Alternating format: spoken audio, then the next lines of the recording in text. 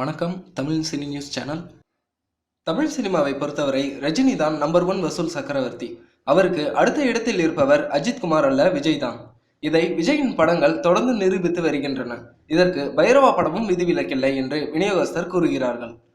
பரதன் இயக்கத்தில் விஜய், கீர்த்தி சுரேஷ், ஜெகபதி பாபு, டேனியல் பாலாஜி நடிப்பில் வெளியாகியுள்ள பைரவா படத்தை விஜயா வாகினி நிறுவனம் தயாரித்துள்ளது. ஸ்ரீகிரீன் புரொடக்ஷன் நிறுவனம் தமிழகமெங்கும் இப்படத்தை வெளியிட்டுள்ளது. பெரும் எதிர்பார்ப்புடன் வெளியான பைரவா படம் இருவிதமான விமர்சனங்களை பெற்றாலும் வசூலில் பாதிப்பில்லை. பைரவா படத்தின் முதல் நாள் வசூல் தமிழகத்தின் முந்தைய விஜய் படங்களின் சாதனையை முறியடித்துள்ளது.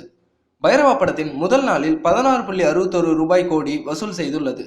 இந்த தகவல் ஆதாரமற்ற ட்விட்டர் காக்கைகளின் தகவல் அல்ல. ஸ்ரீகிரீன் புரொடக்ஷன் நிறுவனம் அதிகாரப்பூர்வமாக வெளியிட்ட தகவல். வேதாளம் படத்தின் முதல் நாள் வசூல் 15 கோடி தான். அந்த படத்தை விட பைரவா படத்தின் முதல் நாள் வசூல் 1.5 கோடிக்கும் மேல் அதிகம் என்று விநியோகஸ்தர் தெரிவித்துள்ளார்கள். இது ஒரு பக்கம் இருக்க, பைரவா படத்தின் காட்சிகள் சுமார் 7 நிமிடத்தை குறைத்துள்ளனர்.